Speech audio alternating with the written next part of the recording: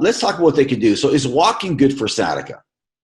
Well, normally when someone has sciatica, they're gonna have a challenge walking, and they'll come in limping. They'll come in leaning away from their achy leg or the leg that's in pain. When you're putting pressure on that leg, because it's the ground forces, the ground reactive forces press back into your sacrum region and your muscle region in the buttock area. Everything's activating again, and it's causing a lot of irritation. So it can aggravate the condition. It doesn't mean that I don't want people to walk. I always tell people to try to keep mobile as much as possible and not just bed rest, because I don't think that's healthy anyways.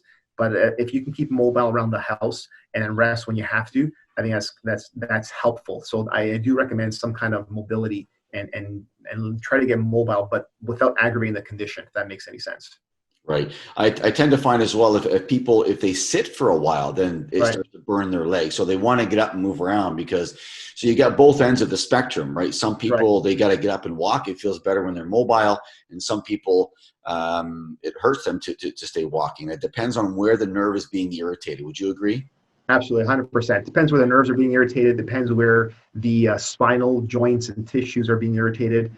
And just some simple things. Let's say that someone has to stand at home or at work for whatever reason, and they have that right leg pain. Well, they could put like a little step stool, maybe 4 inches high, on that right foot, and then just step on it, and that kind of releases the tension on the sciatic nerve. Right. So the sciatic nerve goes right from the gluteal area, the buttock area, right down through the thigh and branches out into the leg, into the feet.